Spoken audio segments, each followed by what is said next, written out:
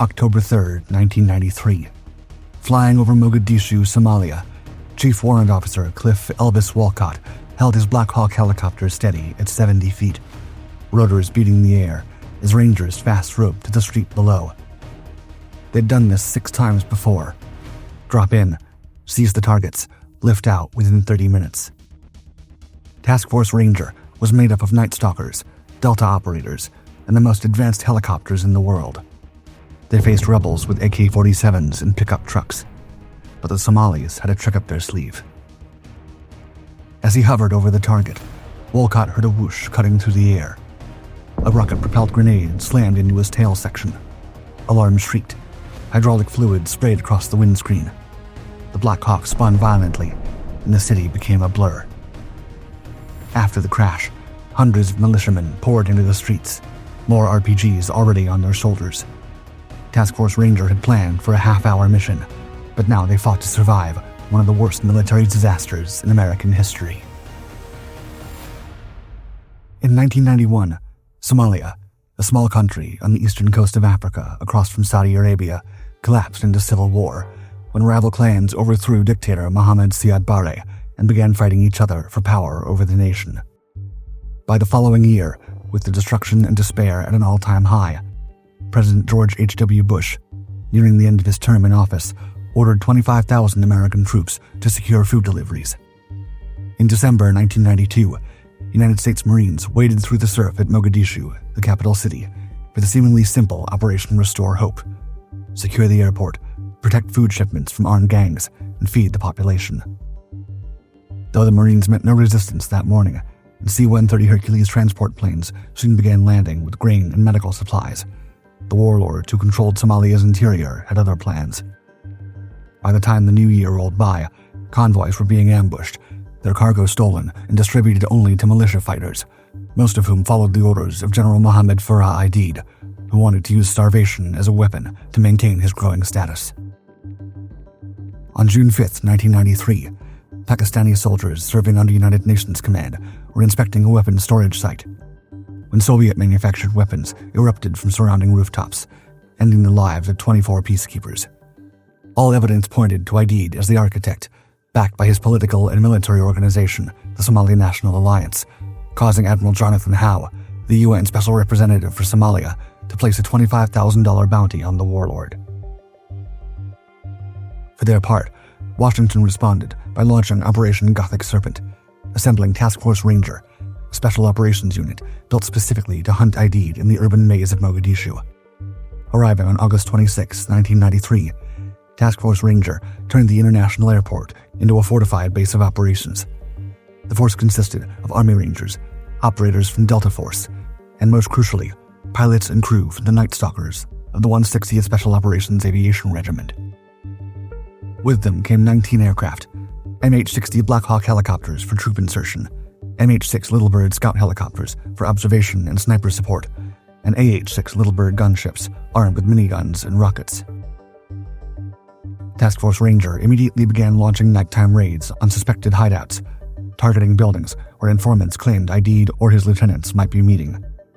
The Night Stalkers developed their operational template, with Little Birds arriving first, fast and low, followed by Black Hawks hovering at 70 feet. All Rangers fast-roped to the ground, the helicopters holding position for 30 to 45 seconds as rotors beat the air and brown dust clouds obscured everything below, while Delta operators assaulted the target and Rangers secured the perimeter before everyone loaded up to fly back to base. By late September, they'd executed 6 raids using this exact pattern, and the Soviet-trained militiamen had started to notice. Unbeknownst to the Americans, Aidid's military commander, Colonel Sharif Hassan Jumale, had been watching his enemy for weeks, studying their raids like a chess player, memorizing an opponent's moves. The Somali National Alliance divided South Mogadishu into 18 military sectors, each with its own field officer and radio network that could mass fighters anywhere in the city within 30 minutes. Drawing lessons from guerrilla fighters in El Salvador who had learned to fight helicopters with infantry weapons, Jumale understood that the Americans' greatest advantage was also their biggest weakness. They relied completely on their Black Hawks for speed and surprise. Within days, all across the city, Somali militiamen had countless spotters on rooftops with notebooks, timing the approaches, measuring hover duration, and tracking which buildings the Americans hit. Most importantly, Americans didn't know it, but the Somali National Alliance had stockpiled hundreds of rocket-propelled grenades, far more than intelligence reports suggested. Though the RPG-7, the standard anti-tank weapon flooding Somalia's arms markets, traveled at only 295 meters per second, far too slow to catch a moving helicopter, a hovering Black Hawk was its perfect kind of target. Soon, the militiamen learned to aim not where the helicopter was, but where it would be when the rocket arrived.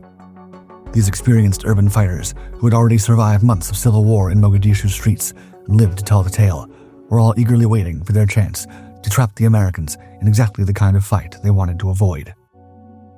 Throughout the month of September, Blackhawks became the victims of RPG fire, barely managing to limp home, their rotors damaged nearly beyond repair. Then, at 2 a.m. on September 25th, a Blackhawk, call sign Courage 53, took a direct RPG hit that set the aircraft on fire. Reacting right on time, the pilots managed to wrestle the burning helicopter safely away from Aidid's territory, only to crash land, taking the lives of several crew members. As peacekeepers fought as hard as they could to secure the fiery wreckage, Aidid's fighters celebrated their first major victory, taking down one of America's workhorses in what Major David Stockwell, UN spokesman in Mogadishu, called a very lucky shot. On the afternoon of October 3, 1993, as pilots checked their birds, crew chiefs ran maintenance, and everyone waited for the next mission, an informant arrived with crucial intelligence. Two of Aidid's senior lieutenants, Omar Salad Almi and Mohammed Hassan Awale, the men supposedly responsible for the attack on the Pakistanis, would be meeting in a building near the Olympic Hotel at 3 p.m. Though broad daylight meant more risk, as the Sunday afternoon promised crowded streets, especially right where the target was, deep in the heart of Aidid's dangerous territory in southern Mogadishu, the opportunity to grab both lieutenants at once was too tantalizing to ignore, and Major General William Garrison, commander of Task Force Ranger, made the call. At 3:32 p.m., the code word Irene crackled over the radios, and Task Force Ranger lifted off from the airport tarmac. 4 AH-6 Little Bird gunships led the way, carrying full rocket pods for the first time on this deployment, their small frames racing low over the city. Behind them, 8 Blackhawks rose in formation, 2 carrying Delta assaulters, 4 packed with Rangers who'd stripped out the seats to make more room, 1 with the combat search and rescue team, and 1 serving as the command bird for Lieutenant Colonel Matthews and Lieutenant Colonel Harrell. The afternoon sun caught the rotor blades as they turned southeast toward the target, more than 24 aircraft cutting through the dusty air over beleaguered Mogadishu. Below them was Lieutenant Colonel Danny McKnight's ground convoy rolling through the airport gates, consisting of 9 Humvees and 3 5-ton trucks loaded with Rangers, Delta operators, and 4 Navy SEALs, who would take a different route to the target, ready to extract everyone once the buildings were secured. The plan would begin with the informant marking the target building by raising his vehicle's hood, and just like the others, Mission 7 was supposed to take no longer than 30 minutes. At 3:42 p.m., the Little Birds reached the target, their rotors whipping up so much dust that one had to land out of position. Delta operators slid down ropes directly onto the building, while 4 Blackhawks moved into position at each corner for the Rangers to fast rope down. Almost immediately, pilots started calling out muzzle flashes from windows and rooftops below. Blackhawk Super 67, carrying a Ranger truck and piloted by Jeff Nicklaus, accidentally dropped its Rangers a block north of their intended corner. The pilot offered to reposition, but the squad leader declined, knowing every extra second hovering made them a bigger target. As Rangers began hitting the ground one by one, the streets below were beginning to fill with armed fighters converging from every direction. Barely 10 minutes after the helicopters first arrived, the number had grown to multiple hundreds. During those frantic minutes, Private Todd Blackburn lost his grip while fast roping from Super 67 and plunged 70 feet to the street. 3 Humvees immediately peeled from the convoy to rush him back to the airfield, fighting through roadblocks and gunfire the whole way. On that dash, Sergeant Dominic Pilla was gunned down, the first American casualty of the battle. When the battered vehicles finally rolled back through the gates, riddled with holes and trailing smoke, the men barely had time to breathe. Above Mogadishu, the real fight was about to begin. About 40 minutes after the assault began, Chief Warrant Officer Cliff Wolcott was holding Super 61 steady in its orbit pattern, swaying slightly from one side to the other. Always cool and collected, his exploits were already legendary. During the Gulf War, he had flown secret missions hundreds of miles inside Iraq, refueling in flight to slip teams behind the lines in search of Saddam Hussein's Scud missile sites. Wolcott was named Elvis by his crew, partly for his dead-on impression of the rock legend, partly because he said little and carried himself with quiet confidence. He and his leadership style were popular across the task force, especially because while off duty, he and his crew were notorious for bending the rules, taking their Black Hawk on wild safaris over the Somali countryside. One outing ended with a 200-pound boar slung beneath the helicopter and a barbecue that fed half the compound. Suddenly, Wolcott and the crew heard the unmistakable whoosh of an RPG-7 cutting through the air toward them. A heartbeat later, it slammed just behind the rotor system, sending shrapnel through the cabin and severing critical hydraulic lines. Reacting immediately, pilot Wolcott fought the controls as his Black Hawk began spinning violently. Across the communications net, panicked voices erupted with the words that would define the battle itself. Quote, "Black Hawk down. Black Hawk down." In a matter of seconds, the 20,000-pound state-of-the-art helicopter dropped from the sky like a wounded songbird, its tail rotor completely gone, main rotors barely holding together, falling through 300 feet of air and slamming into a narrow alley 300 yards east of the target building. Both pilots were lost on impact, while crew chiefs Roy Dowdy and Charlie Warren were badly injured and trapped in the heavy metal.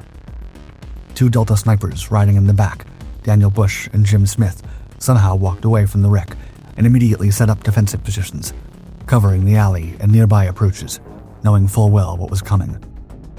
The mind-boggling cacophony only got worse when megaphones across the neighborhood began blaring in Somali, calling each and every angered, confused, and hungry resident to come out and defend their homeland. Above them, the little birds were beginning to converge on the crash site, threading between buildings and power lines like angry hornets, desperate to provide cover to the fallen Americans. One of them, Star 41, dropped so low its skids nearly touched the ground, all while the pilot, Keith Jones, held the stick with his left hand while firing his personal weapon out the window with his right. As he did so, his co-pilot jumped out and helped drag the wounded Delta snipers to their bird, the rotors still turning just feet above their heads. Now working as a pack, the AH-6 gunships began doing what they did best: shoot. The gunships began tearing down the alley in dangerous shooting runs, the minigun's curtain of fire the only thing that kept the angered and ever-swelling mob at bay. The American aircraft only left the site to streak back to the airfield as fast as possible, only to reload and return to do it again and again.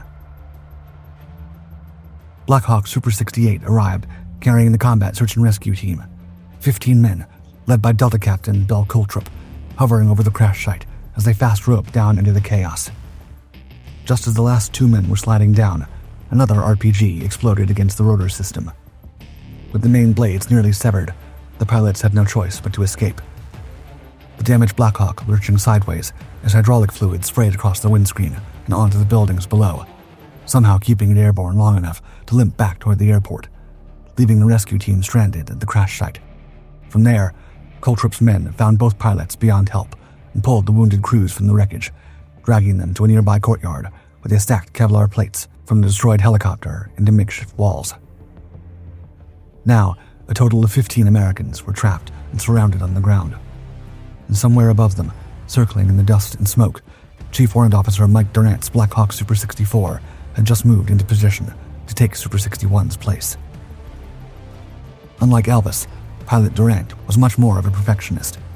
Compact and sharp-featured, he carried himself with an intensity that showed in every movement. Other pilots joked that he was part machine, a human robot who could recite every system in the Black Hawk by memory and knew just how to push it to its limits in the air. Durant moved fast and low over the city, catching glimpses of the chaos through swirling clouds of smoke and dust. The neat perimeter the Rangers had established was completely gone, replaced by running firefights in every alley.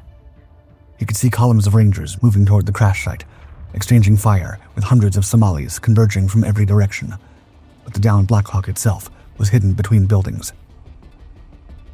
Doing his duty, the pilot fell into a circular pattern opposite Super 62, banking left in a counterclockwise orbit that kept him mostly looking at the sky rather than the ground, making it maddening to track targets below. Through his chin bubble, its roofs and burning vehicles flashed past in a blur as he carefully varied his altitude and airspeed, trying not to become the predictable target that Super 61 had been, assuming he was taking fire but couldn't hear it over the engine roar and radio chatter. Unknown to him, an RPG team commander on the ground spotted the Black Hawk through the haze. One of his men knelt in the street, steadied the launcher on his shoulder, aimed at the tail rotor exactly as they'd practiced for weeks, and fired. Just as the battlefield below was starting to make sense, Durant felt his Black Hawk hit something hard, almost like an invisible speed bump. Chief Warrant Officer Mike Gaffina, piloting Super 62 right behind Durant, watched the rocket connect with Super 64's tail section, blowing away a chunk of the rotor assembly and sending hydraulic fluid streaming out in a fine mist that caught the warm and sunny afternoon light. Through his headset, a shocked Gaffina called out the damage, asking his fellow pilot if he could still control the aircraft. For a moment, Super 64 seemed to shrug off the hit, still flying normally. And Pilot Durant's voice was calm on the radio as he acknowledged the damage, reported everyone was all right, and checked his instruments. When his readings looked good, though Gaffina warned him about losing hydraulic fluid and damage to the tail gearbox, the Black Hawk know-it-all knew it was built to run without oil for a time if necessary. Aboard the command bird, Lieutenant Colonel Matthews ordered Durant to return to base immediately, and the pilot began pulling out of his orbit to point southwest toward the airfield. The worried Gaffina followed for about a mile, watching Super 64 hold steady, and suddenly, the entire tail rotor assembly simply disintegrated, the gearbox and several feet of vertical fin turning into a blur before vanishing into the afternoon sky. Inside the damaged helicopter, Durant and co-pilot Ray Frank felt the airframe shudder as the high-pitched whine of the failing gear shaft accelerated into a deafening bang. With the tail assembly gone, the helicopter's center of gravity pitched forward, and the aircraft began spinning to the right, the pilot jamming his left pedal to the floor with no effect. Frank fought as hard as he could against the sheer centrifugal force pinning him to his seat, reaching up for the overhead power control levers and pulling one engine to idle while reducing the other halfway, his training taking over even as they plummeted. The spin rate decreased, just enough for Durant to regain some control, and the Black Hawk's nose pulled up in the final seconds before impact. At last, the helicopter slammed upright into a cluster of tin shacks a mile from the first crash site. The rotors disintegrated, but the fuselage remained intact, a great sign, since a flat landing meant the crew might still be alive. Nonetheless, the impact produced a roar of celebration from the Somali fighters gathered in the streets below, men jumping and shouting with their weapons raised as locals who had seen the crash began pushing towards Super 64, hundreds of them also converging on the second downed helicopter. In the cabin of Super 62, two Delta Force snipers had been eagerly firing through the open doors. Master Sergeant Gary Gordon and Sergeant First Class Randy Shugart. As they watched the crowds inching closer and closer in on Durant's downed bird, the young men pressed to be put on the ground. The first request was denied. They asked again, leaning out as hundreds of armed Somalis streamed toward the wreck. Denied again. Finally, on their third plea, with convoys bogged down and no other rescue in sight, command finally approved. The pilot spotted a patch of open ground near the huts, close enough for a drop. In the command helicopter above, the officers hesitated, knowing the dangers. Inside Super 62, Gordon and Shugart were already set. One of them flashed a grin and gave a thumbs up, the gesture of a man who knew exactly what he was stepping into. Super 62 dropped low, rotor wash scattering debris and blowing over a fence. The Black Hawk hovered just 5 feet above the ground as the ropes went out. Both men slid down into the dust, one stumbling, the other momentarily snagged on a safety line before cutting free. For a moment, they crouched in the open, disoriented. Then one of Gaffina's crew chiefs tossed a smoke grenade toward the wreck and pointed the way. Back at the crash site, Durant had only just regained consciousness, his leg broken, his co-pilot injured beside him.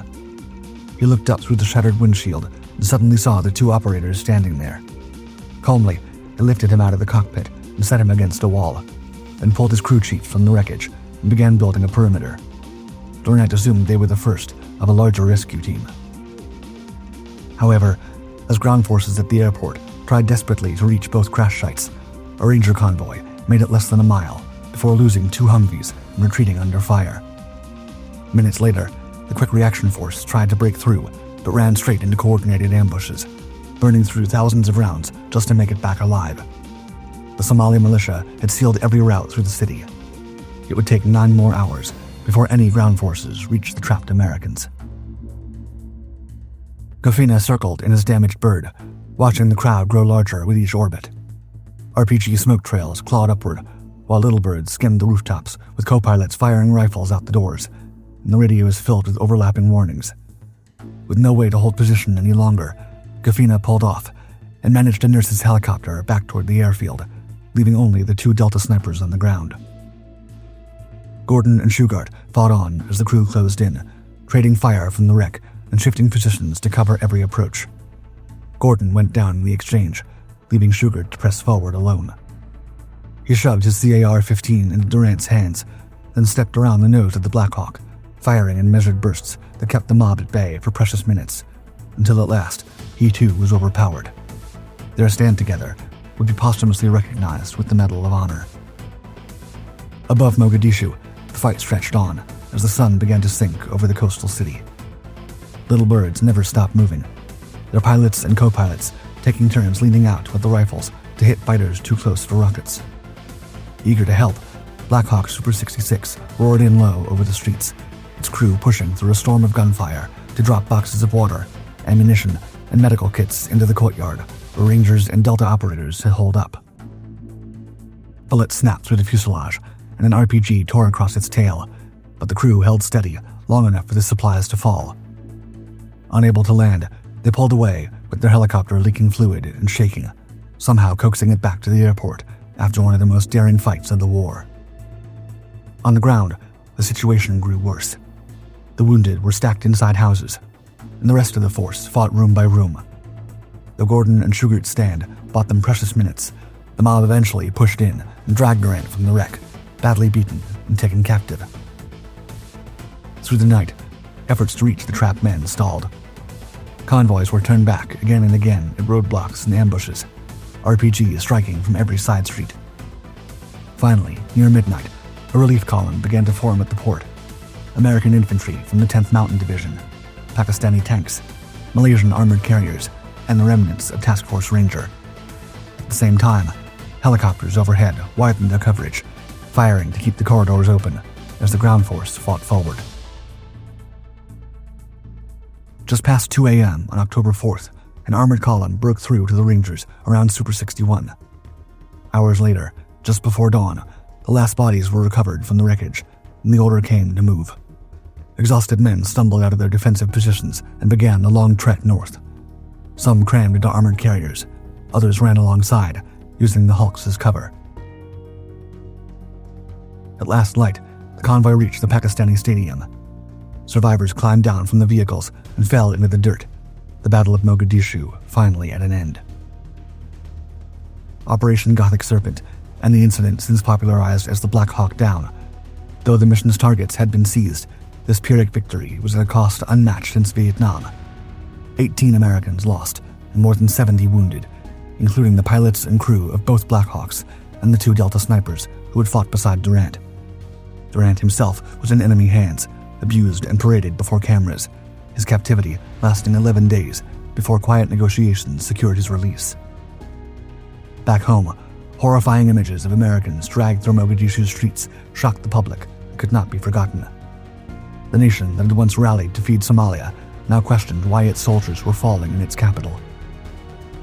Within days, President Bill Clinton announced that combat operations against ID'd would cease, reinforcements would cover a withdrawal, and all U.S. forces would leave Somalia by March 1994.